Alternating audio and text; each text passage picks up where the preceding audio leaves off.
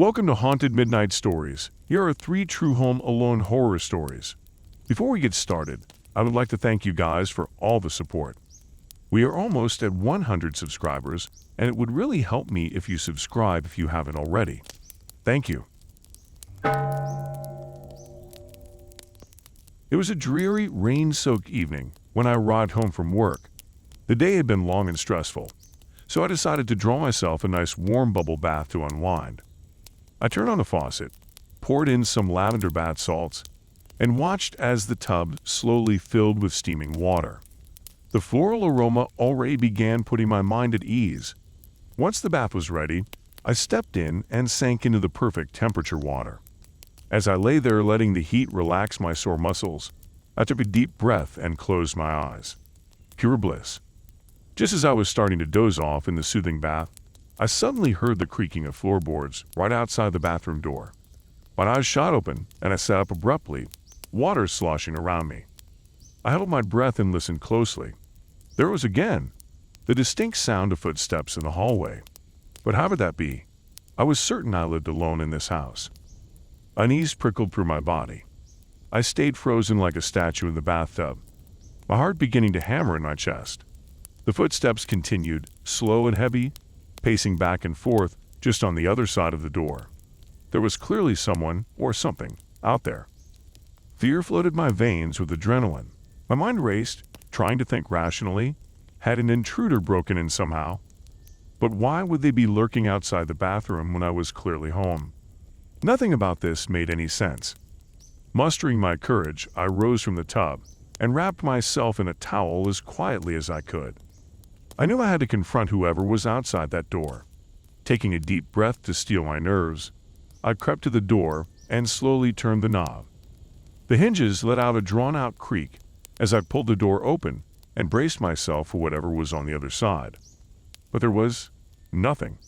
Just the empty hallway, same as always. I tentatively stuck my head out and looked around. No sign of an intruder anywhere, yet those footsteps had been so vivid just moments before. A chill ran down my spine.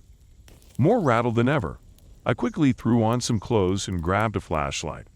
I proceeded to search every inch of the house, turning on all the lights, but everything was as I left it. All the windows and doors were still locked up tight. So, who or what had I heard right outside the bathroom?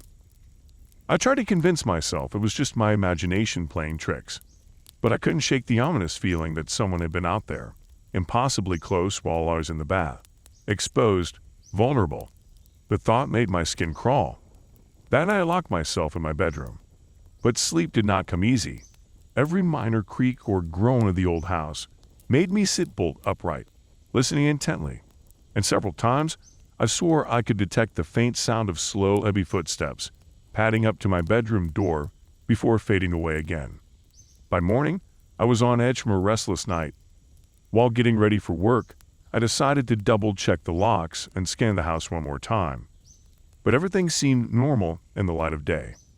I tried to shrug off the bizarre incident as just my overactive mind playing tricks on me. Over the next few weeks, life went on as usual, and I eventually convinced myself it was a one-time fluke. I felt comfortable and at ease in my home once more. But one night, as I relaxed in bed reading, I was jolted alert by the distinct sound of heavy footsteps in the hallway, unmistakably real this time. I froze, book slipping from my hands. The hairs on my neck stood up as the ominous footsteps slowly trod past my bedroom. Unable to breathe, I just listened helplessly as they faded away. Now thoroughly rattled, I spent a mostly sleepless night curled up tightly in bed, too frightened to move. I kept all the lights on and chewed my nails to the quick, jumping to every little creak. This continued for several nights, the same slow, heavy footsteps arriving at some point and lingering outside my bedroom before disappearing again. But no matter how thoroughly I searched the house, I never found any source for the sounds. I became a nervous wreck, living in constant dread of those footsteps announcing themselves at night. Desperate for answers, I had locks changed, installed cameras, and motion lights. I barricaded myself in my room each night, lights blazing, willing away those ominous footsteps.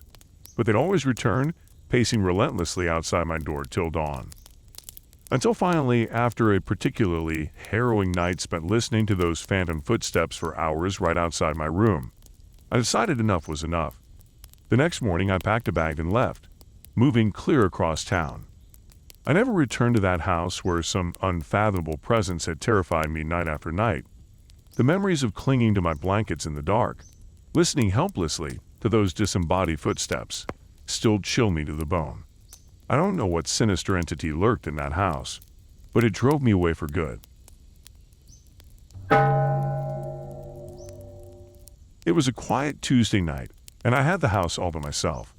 My parents were out of town for the week, visiting relatives a few states away. At 16 years old, they finally trusted me enough to leave me home alone for a few days. I felt so mature and independent, even though a small part of me missed having them around. I was in the kitchen reheating some leftover pizza when my cell phone suddenly rang. I didn't recognize the number but answered anyway. An anxious voice greeted me. It was my neighbor, Mrs. Jensen, from across the street. She sounded really shaken up as she explained the reason for her call.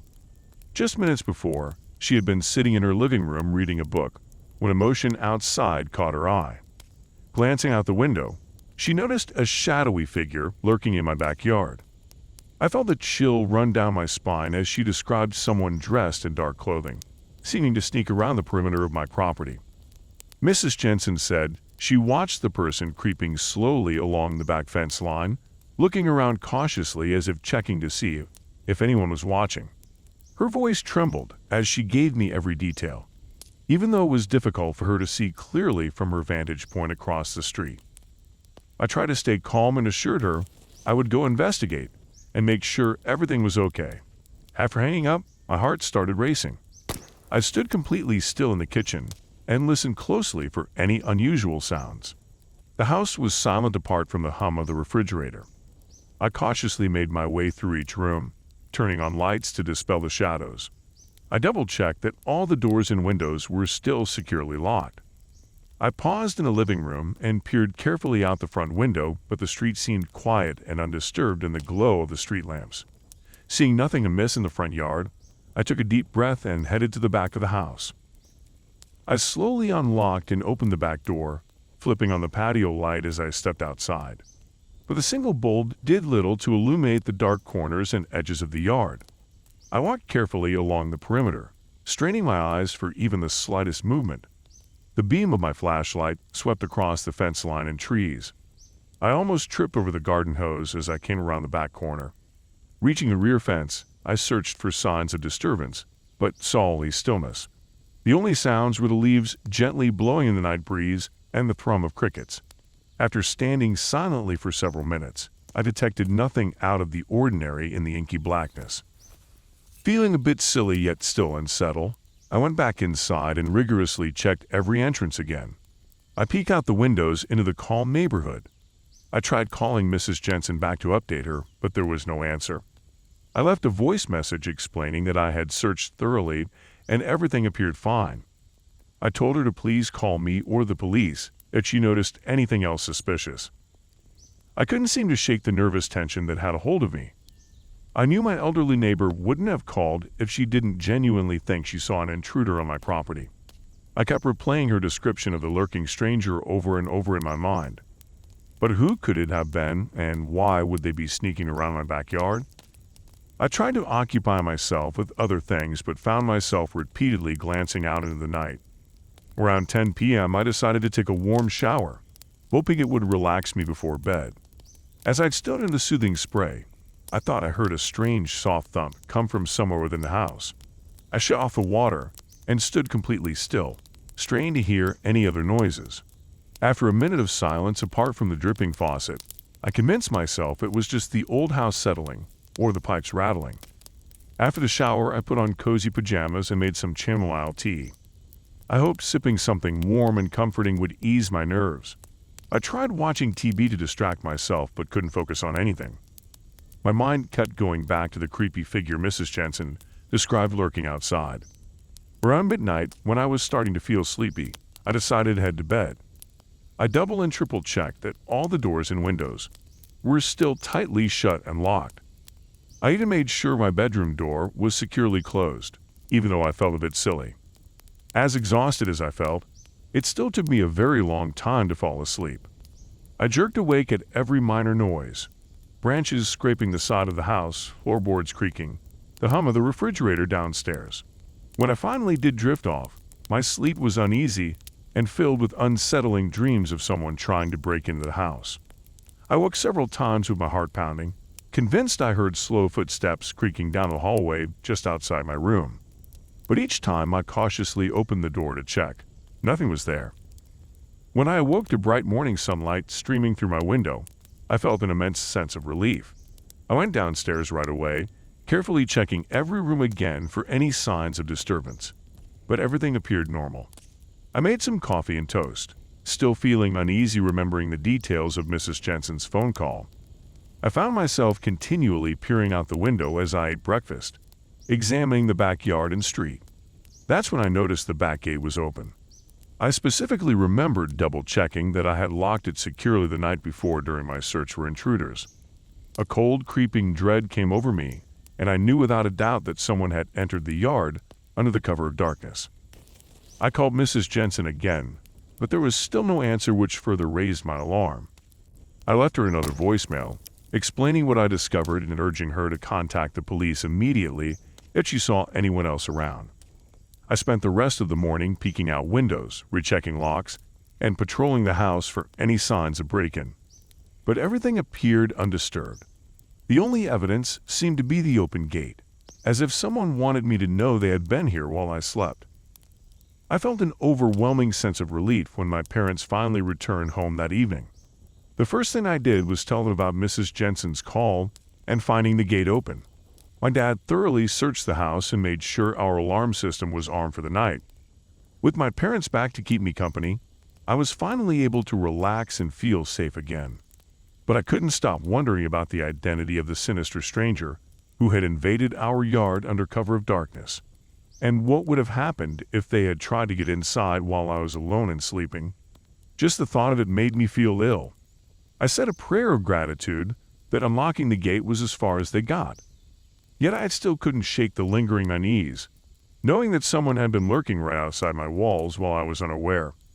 I resolved to keep the lights on and doors locked extra tight for the rest of the week.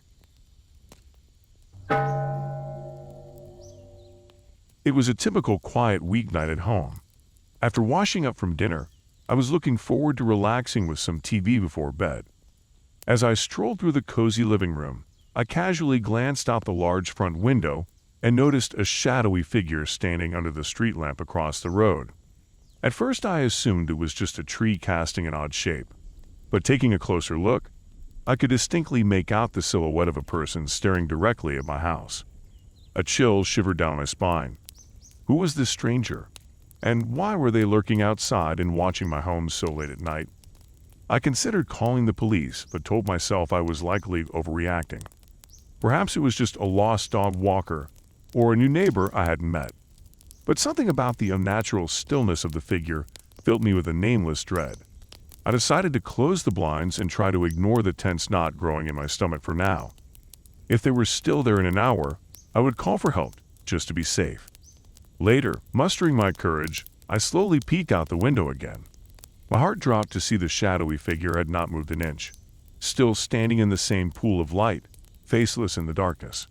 Though their features were obscured, somehow I could feel their unseen eyes boring into me through the glass. A cold panic crept through my veins. That was it. I quickly dialed 911 on my cell to report a suspicious lurker potentially trespassing on my property. The dispatcher assured me help was on the way. I sat anxiously watching out the window as the silent sentinel stood their vigil, refusing to budge. After an eternity of waiting, flashing red and blue finally lit up the street outside. Two officers emerged from the squad car and cautiously approached the street lamp, hands on their holsters in case of trouble. But when they arrived, the sidewalk was empty.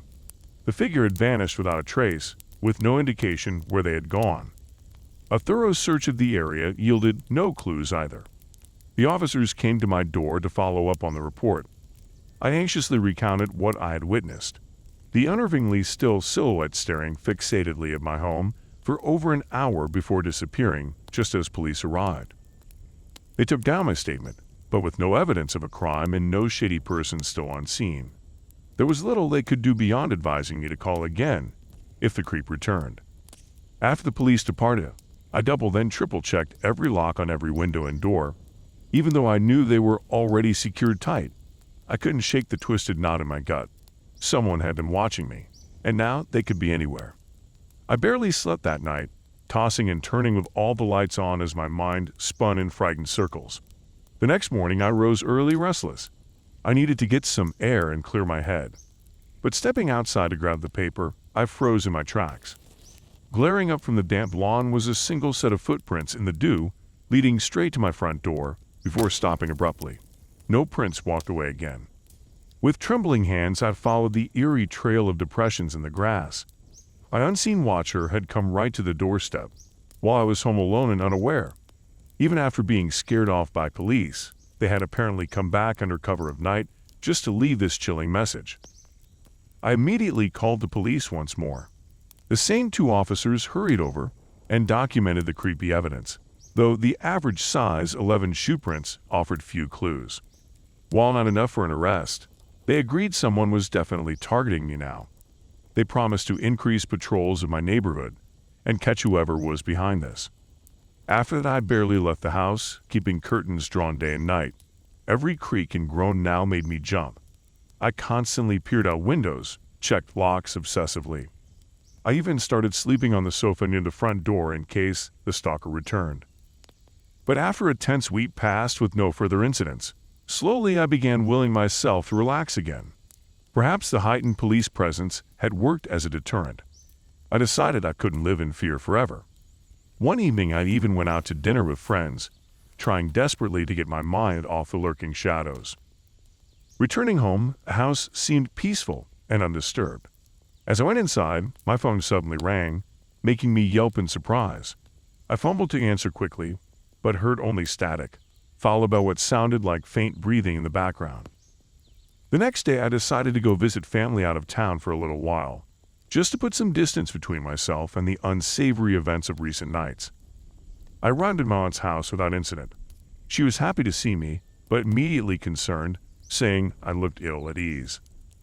I confided to her about the unsettling incidents, the peering shadow, the footprints, the ominous blocked phone call.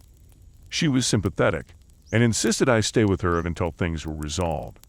I was grateful for the company in her cozy guest room. Late that night, however, I awoke to the sound of a loud thump outside. My heart seized in my chest. I crept to the window and cautiously peered out at the street below, praying the deviant stalker had not traced me here.